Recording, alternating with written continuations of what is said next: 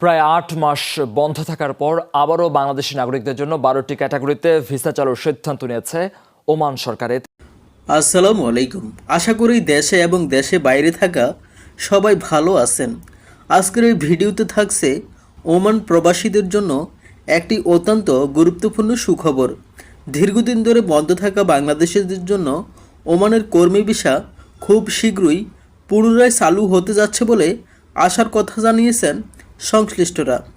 সম্প্রতি মাসকাটে বাংলাদেশ দূতাবাসে ওমানের কৃষি খাতে কর্মরত বাংলাদেশি উদ্যোক্তাদের নিয়ে একটি গুরুত্বপূর্ণ মতবিনিময় সভা অনুষ্ঠিত হয়।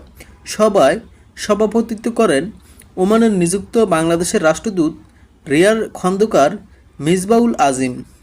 এ সময় প্রবাসী ব্যবসায়ী ও বিভিন্ন শ্রেণী পেশার বিশিষ্ট ব্যক্তিরা উপস্থিত ছিলেন।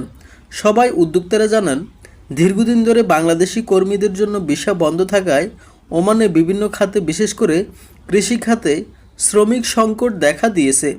এর ফলে অনেক উদ্যোক্তা আর্থিক ক্ষতির সম্মুখীন হচ্ছেন এবং তাদের ব্যবসা পরিচালনায় নানা ধরনের সমস্যা তৈরি হচ্ছে। উদ্যোক্তারা আরও বলেন, ভিসা প্রক্রিয়া স্বাভাবিক হলে বাংলাদেশ থেকে দক্ষ ও পরিশ্রমী কর্মী এনে ওমানের কৃষি খাতকে আরও সমৃদ্ধি করা সম্ভব হবে। পাশাপাশি সরকারি সহযোগিতা পাওয়া গেলে এই খাতে বিপুল সংখ্যক বাংলাদেশির নতুন কর্মসংস্থানের সুযোগ সৃষ্টি হবে।